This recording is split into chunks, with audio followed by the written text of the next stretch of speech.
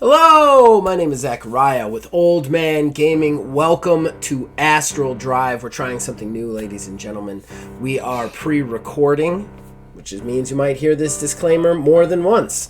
So what we're going to do is we're going to introduce everybody real quick.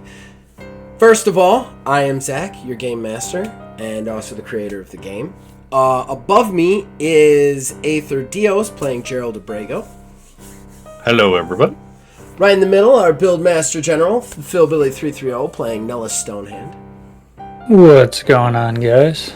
And then finally, last but not least, our partner in TTRPG stuff, Wizard's Respite, Ash, playing Alfred Whitecastle. Howdy, folks. Alright, specifically Alfred. Alfred, what do? You are starving in one of the most religious cities in the universe. Yeah. Hoping that Abrego was accurate about his general description of the layout of the city as far as what is the good side and the bad side, I start heading towards the bad side as fast as I can. Okay. And I Gerald look for Abrego, give me a knowledge intelligence check real quick. And since you don't get out much, a difficulty of 15, so that we can find out if you told Alfred where to go to eat people correctly. Oh, great. I actually passed that one. That's the one. I had no idea what I was telling him. Unsurprisingly, my guessing for the organization of the city is much like most, where the downtown inner loop is all nice and shiny, and everybody who's actually native and or can't afford to live in the very fancy part of the city lives on the outside, and the cops probably throw everybody out that way. Yes, and don't bother with it. So without a doubt, great. It is beach community rules. Everybody who's rich is in the middle, and then everybody who is poor is right outside that, and it's terrible. Okay. The exact opposite of Columbus for anyone from Ohio. Every time I've been to any community that lives on a beach, like anything on the beach is beautiful, and then if you go one street over, it's like a house on top of a house with like you could basically see the guns through the window. Like that. It's really abrupt. Terrible. It's like it's abrupt. Yeah. There's a place in Akron that every time I used to check houses there, I'm like, how does this get so bad so fast? Okay. Back to Alfred. Okay, so he told you the right place to go. It's a nasty part of the city. Give me we're not gonna necessarily roleplay you eating somebody. This isn't Vampire. Give me a real quick stealth check with agility. That's a 26. Yeah, you eat a person. You're fine. You're good. You definitely consume somebody who looks like a nothing. I was going to be looking for somebody that didn't look like they would be missed and was maybe kind of a shithead. Yes, basic serial killer rules. Got it. Okay. Yeah. You may almost grab somebody, but turns out that it's a very tough, weirdly tough-looking green, and that's just not a thing you don't feel like dealing with. For the next person next to them. I was about to say, just eat humans. Don't fuck around with other people's blood. Yeah, I am aiming for a human. Yeah, you find somebody who is definitely looks like they won't be missed, and put thorns out of your teeth. So what I was planning on doing... I tried to drink the blood from a cactus. It didn't work for me. Yeah, do they even have blood? I wouldn't even want to find out. We'll just leave that mystery for another day. Yeah. What I was planning on doing was finding a shithole hotel, going in there, changing my clothes, and transforming. Okay, transforming. My vampiric power. Yes. Good call. What are you transforming into? Another human that basically just looks wildly different than I do. Okay. All right. Good call. Really good call. Okay. Making it very hard for me to use this against you later. All right. You covered. Learn my lesson. We'll see about that. You cover your tracks, and are able to drink some blood to feed to get your DNA right again, which allows you to then turn back into Alfred Whitecastle. And yeah, then you can return. You find a hotel room without problems whatsoever. Okay. Okay, yeah, then I'll transform back into myself. And probably my best bet right now, since I'm so ignorant of the village, I'm going to go ahead and decide to just wait the night and meet up with Abrego the next morning about 9 a.m. like we had said. Okay, all right. Okay. There's probably like a very, well, touristy, but basic like info booth in any hotel where you can just kind of like get like the really generic gold leafed map of all the holy sites and places to buy very useful merchandise. All right. So you hang out. We're going to go back to Abrego. Abrego, after White Castle leaves you, you walk back into the front of this housing, which it's church housing. It's basically an apartment complex run by the church. But you don't have keys. You check in with the front as per se usual. Like it's just like it's very monitored. And when you walk in, Harry in with the dog, the churchgoer, which is a human, we're gonna name her. We're gonna name her Stassi. Wait, does Abrego have a beard? Yes, yeah, he's got a beard and like super long hair right now. Stassi kind of looks up, does a double take at you, and at first she starts to go, "Excuse me, sir, this is private. This is church." Oh, Gerald, is that you? Oh, sorry. Apologies. There's nowhere open for me to freshen up. Yes, I'm actually back a little early. Sorry for the surprise. She goes, no surprise. Your dad. She didn't say that, sir. Tobias has been looking for you all day. He had a procession for you at the starship, but it was the wrong starship, and somehow he must have missed you. Oh no. I'll call him right away. Terrible. Oh, yes, sure. She immediately picks up the phone and she's like, "Yes, I need Minister Pelton? Yes. Abrego's here at his house." She hangs up and goes, "He's coming right over to see you." Oh, that's great. I guess I will wait here then. She kind of like her eyes kind of like go narrow, and she goes, "You're gonna meet him like that? You could go up to your room."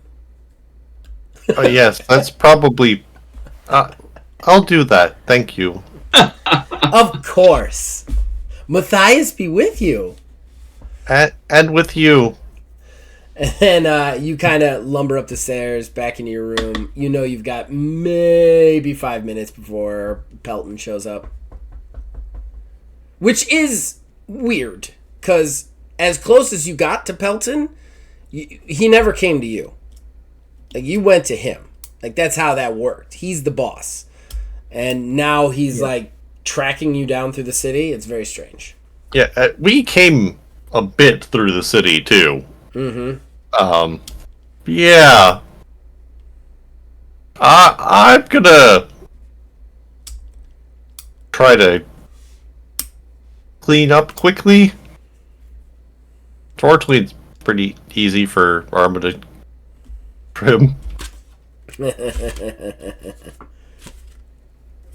Yeah, you clean up. Are you shaving and everything? Yeah, a little pretty rough, but it's pretty armadillo once again. We're we're pretty hardy. It's basically like chopping wood. All right. So you clean up. Sure enough, you just barely get cleaned up when your phone rings. Hello. Hi, it's Stassi at the front. Your dad's here. He'd like you to come. No, sorry. I keep calling him your dad because I'm in the dad headspace for Stonehand. Sorry, Reverend Minister Pelton is here to see you. Oh, I'll be. Thank you. I'll be right there. Okay. And she hangs. Yeah, I've got to.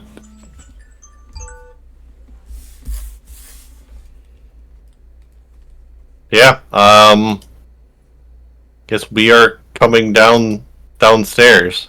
All right. You come down the stairs. You walk right into the lobby, and there is Tobias Pelton, in all his glory. Blonde hair, blue eyes, really pretty, angular jaw, just all churched out on the uniform. You do see 4 other priests with him. One of them appears to be a chaplain for Matthias.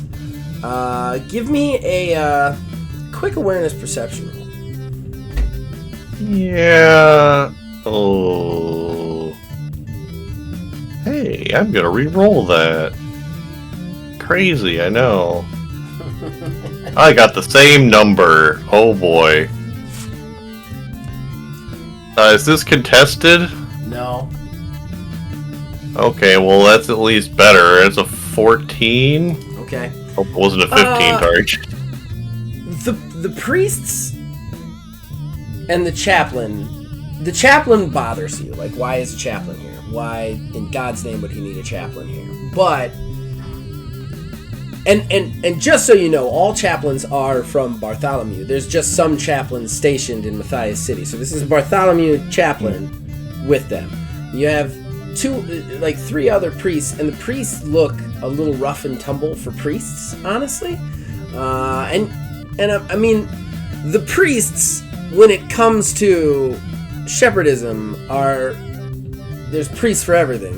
They're not all like hang out in a church, read gospel priests. They're not all taxman priests. There are priests for shooting, priests for killing, priests for, you know what I mean? There's all sorts of them. So they're looking a little rough and tumble. This is weird. These aren't any priests that you've ever met before, and you don't know why there's a chaplain here. But Tobias just all smiles the minute he gets it. He's like, "Oh! The prodigal son returns! Gerald Abrego! I am so happy you're back, my friend. Oh! This is a wonderful time. Wonderful time, my boy!" And then he just comes over. He extends a hand. Gerald will take and greet. Yeah. He greets you back. Matthias be with you. Oh, Matthias be with you, but I gotta hug you. And then he just steps in and gives you this big hug. He's like, "We thought here that you were lost us. We thought you were dead. Oh, we thought you were with the shepherds. Thank God you've been delivered back to us. So important to me." Yes, my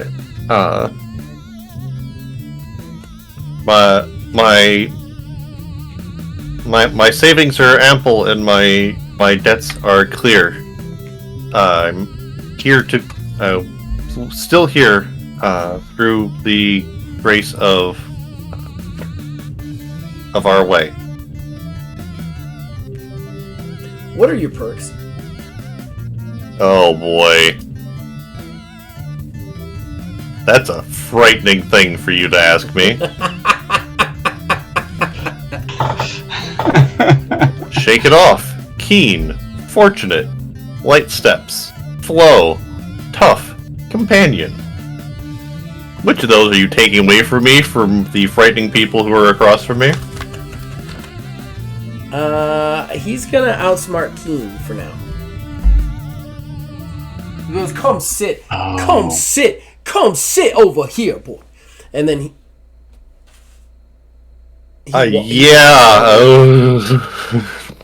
He walks over to the to a table. This is like one of those lobbies that has like a little table section where you can like drink coffee in the morning and whatnot. Kind of a continental breakfast provided by the church sort of situation, but there's nothing there. It's just coffee. He sits down. He's like, I'm very, very, very interested to hear all of your entertaining stories. You have been war, my boy. You have been into space onto a savage world with savage people, and you have come back alive even when we thought you were dead. This is truly a miracle provided to us by the shepherds. How did you do it, my boy? I am going to roll. I would like perception. Probably not awareness. To detect lies. What are you trying to figure out? I want to read. This. I mean, my red flags are going off. That is contested. It is your perception and awareness versus his charisma and manipulation. Yeah, that's rough. All right, I'll throw it. Oh. He has a 14, which is really low for him. That's a 23? This seems false. Something about this seems really off. Like, just his concern, it seems to register off to you. You mean that he's surprisingly showing up, which he never does, with scary people, which he never does, and he sounds full of shit. Yeah, that's exactly right. Yeah, just... Brago's learned a lot in his time.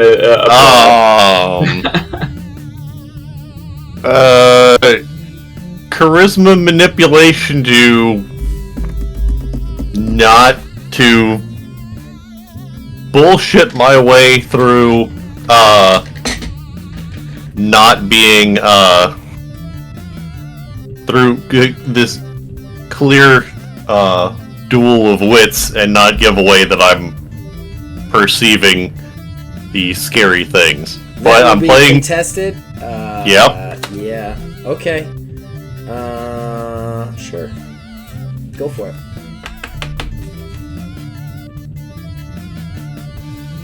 Gonna re-roll that. If you want to. Oh man. I don't want to be that low. 16. You're gonna be really mad when I say what I'm about to say. I can guess. Go ahead. It's not contested because he's gonna use cold read on you. Mm-hmm. And figure out your lie. Yeah. He looks at you, and you could just tell the battle of wits has begun. You could just tell that over immediately. He notices that you have a hint of unease, and he goes, "Oh, my boy, you seem stressed from your travels. I can't imagine what happened to you in that terrible land, but you are among friends, people who love you. The light of Matthias shines upon you once again." Now he's going to do charisma manipulation to try and make you feel like this is just all copacetic, baby.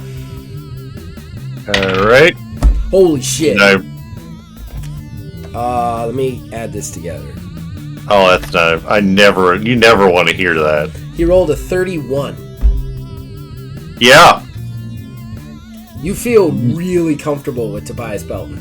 Like, you're overreacting. This dude has always had your back. He's always been there for you. Yeah. He put Nothing you through... could possibly be wrong here. He put you through religious taxman school. Like, you're definitely feeling very at home with Tobias Belton right now.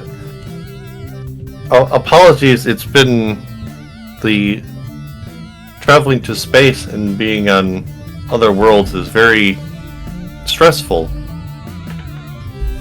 My boy, I completely understand. You have been through quite an ordeal. I heard a lot about it. I was informed by the first chair, Anderson himself, about all that you went through. A machete to the shoulder. Can I see the wound?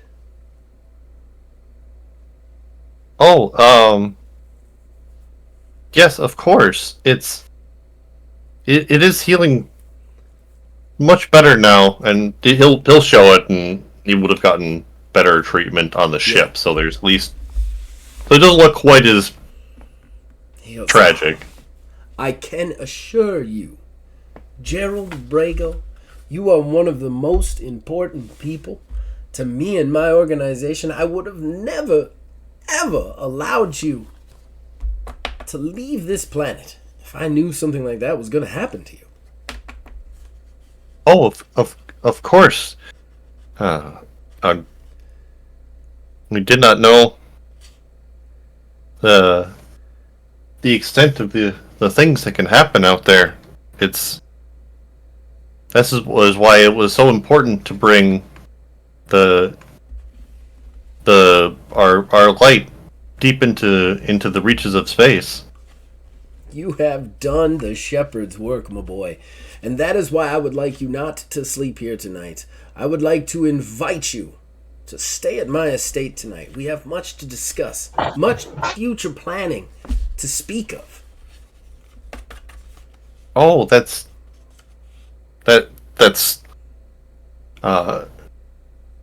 is too kind. Is well below my station to accept such a, or well beyond my station to accept such an offer. He's like, nonsense. Your station?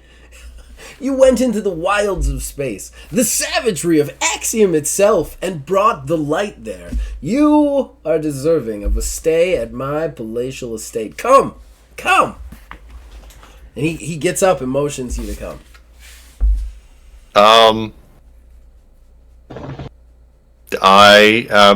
Give me perception awareness.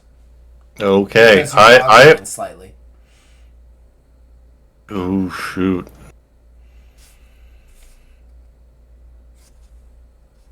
That's 13. You're feeling that unease again. I mean, the other thing is too, you did make a promise to Alfred. You don't necessarily not want to be here. Oh yeah, no, I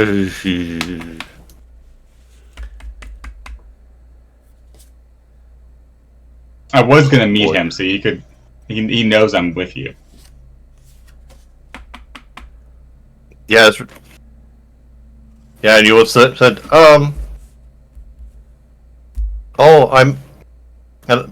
I must make sure to be back here. My captain and I are meeting. He wishes to speak with you as well. It would be very good for us to be together. Pelton seems to slightly get irritated. Just looks at you for a second and go, Gerald, you are not in the Hearth Collective. Abrego, you have no captain. You are on that ship as part of a transfer, as part of an agreement between our church and the Hearth Collective. A good faith agreement that, let's face it, did not go well. We don't owe them anything.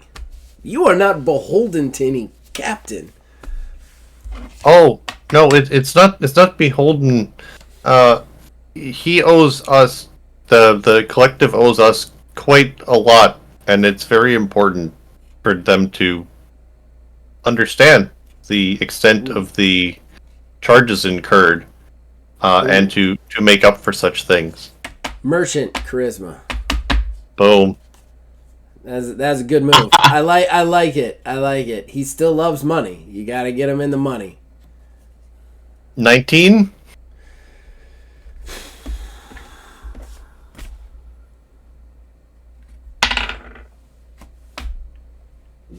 Okay. He looks at you for a second, kind of searching your face for any sort of like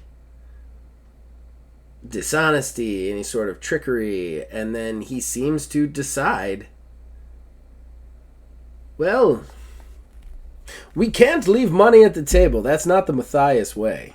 I mean, if they owe us, then that money must come to us, and will bring light to so many people. Fair enough, Brago. Stay here tonight, but come to my estate tomorrow with your captain, and we will all meet and sit down. We'll settle this money issue, and then you and I can talk about our futures together. Of course. We take joy from profit, and profit from joy, as... He steps over to you, puts his hand on your shoulder, and goes, "My boy, I'm so proud of you." It just like turns. He walks out, he snaps his fingers, and all the priests like turn and walk out with him. With the exception of the chaplain, who just walks over into a corner and takes a seat. Do I even need to roll for how not good that is? Yes. There is a definitely do not cross this line sort of feel for that chaplain. And he is not going to be moved one way or the other via money. No. And Matthias be with you. He just tips his hat. Oh boy. Talk with a... thankfully my eyes are somewhat on the size of my head. Just slightly. Got that extra depth of perception. Alright, you head back up to your room. We're going to switch back to Nullus one more time before we call it a night. Nullus, you arrive at the bar. You just hear general merriment from inside. It's a saloon sort of situation. Got that piano music. That didn't sound like any piano from a saloon ever. I don't know why I made those noises, but... That's an 8 piano. I know. Every time, like, in my head, I'm like, I'm going to just do an impersonation of a sound. It never comes out of my face the way it goes in. It's like old-timey piano. What is that? That's not an old-timey piano. That's not even a computer. That's like a weird mating call of a bird. All right. So anyway, you arrive at the bar at the saloon. I have to imagine in my head that this saloon has the double swinging doors. Yes. Look, so I would be doing you a disservice as a game master if the saloon didn't have the double doors. I did not describe it as having the double doors because I just assumed that was just common, that we were going to go that way. So I'll, like, make my entrance through the doors and be like, "Job," in, like, an angry voice. Everybody... Like, you go through the doors and make the angry orc noise, and everybody stops for a second. Like, you had this projection, then piano music, boom! And then they all kind of look at you. Job turns around. Job's a good-looking older dude. Like, he's in his 50s, but he's a farm worker, and he's taking good care of himself. He's an old man cut out of glass, basically.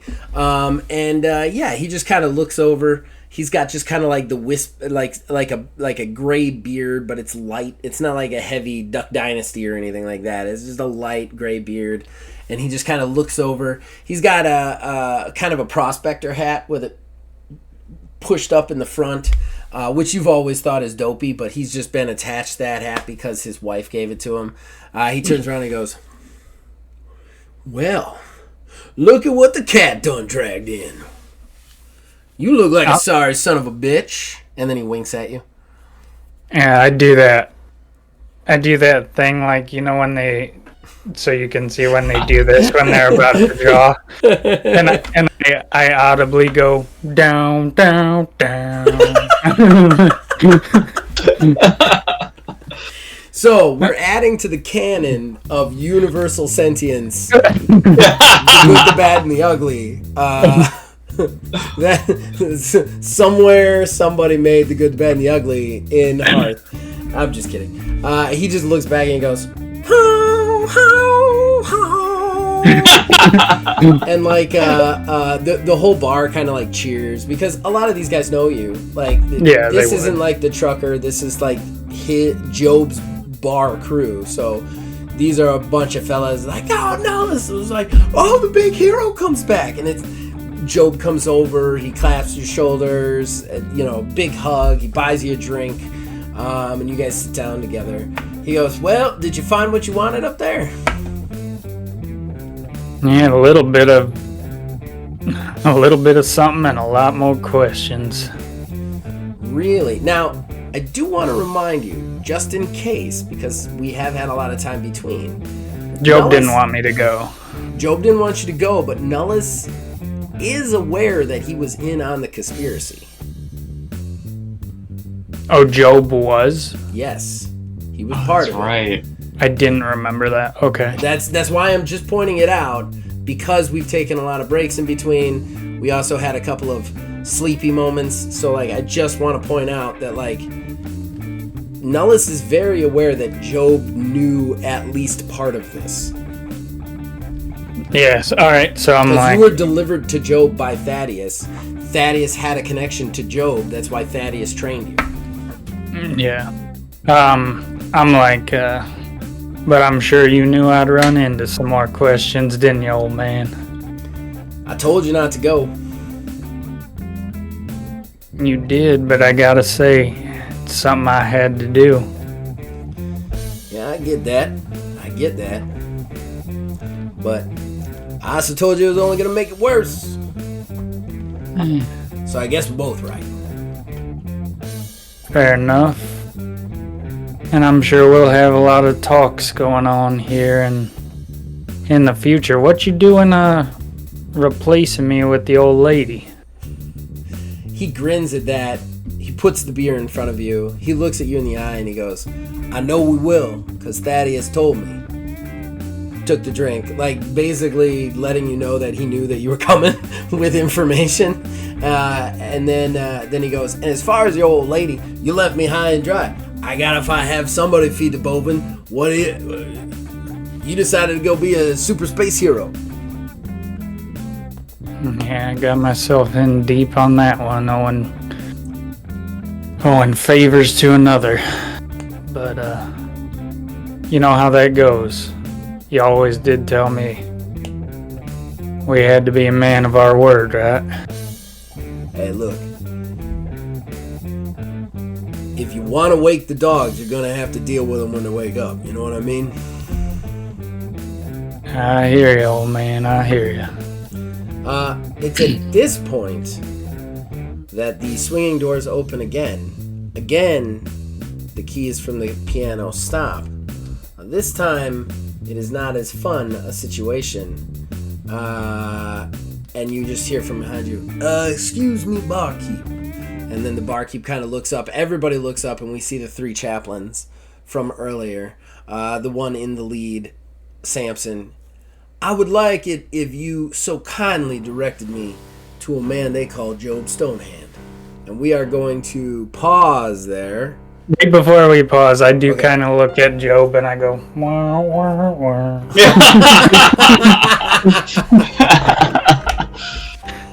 Alright, so that was it for the show for today, for this episode. Just as usual, our shameless self-promotion. Above me, Aether Dios, Gerald Abrego. What would you like to plug? I'm still not working on a whole lot, but I would like everyone else to share upcoming games. That's a good one. That's a good one. We will have a series with our Aether Dios later this year, which I'm so far very proud of. I think it's going to be a lot of fun. Philbilly330, what do you would like to plug? I don't think I said those words in the right order, but you go. Not too much is this, and if you enjoy this, don't forget to check out the live stream that'll be done once a month on Thursdays. Not sure when this is going up, but we will be streaming tomorrow as the recording date of this, and that would be TMNT and Other Strangeness, and that's a much more lighthearted and goofier show, obviously, we're playing a bunch of mutant animals, so be sure to check that out with Zach as the GM, Wiz, myself, and Jackie Hopechild. So check that out. Just a slight correction. Our live streaming date of TMNT this month is the 21st, and this should actually go up the day before that. So yes, please do check that out. Very excited about it. And the next episode is going to be a big one. A big one. So gonna be heart pounding, ladies and gentlemen, heart pounding. So finally, last but not least, Wizard's Respite. Ash, what would you like to plug? As always, the Wizard's Respite website where I write a blog, talk about all things TTRPG and geekdom. We also, all of these shows that we're doing here is also posted there. So you'll be able to catch up on all the back catalog and see all of the other things that we're working on, like the TMEG and Other Strangeness, as well as our Wizard's Respite Sanctorum, where Zach and I kind of dive into all things TTRPG, from the industry to specific game reviews, all kinds of things. Yeah, we've got a good episode coming up. Well, it'll have already posted by the time this posts, but we've got a good episode coming up. Yeah. Yeah, and buy a shirt from him, ladies and gentlemen. Buy a shirt. They're nice shirts. I think they're cool shirts. Buy a shirt. Alright, as far as I'm concerned, we have a lot of stuff on the channel, TTRPG and video game related. Check out anything that you want, anything and everything. The TMNT stream is super fun. This is obviously going to a pre-recorded thing, so we're still going to post them, but they'll be in smaller, more digestible chunks and pre-recorded for your enjoyment whenever. And then we have a lot of TTRPG content coming later this year with 2 more actual play podcasts that I'm very excited about. So check those out. Other than that, you guys can reach us on Facebook at OmegaMDH, on Twitter at OmegaMD9. You can join our Discord, links in the description below. Check out Wizard's Respite at wizardsrespite.com. And then as long as you guys keep watching and listening, we'll keep making them. We'll see you guys next time. Later.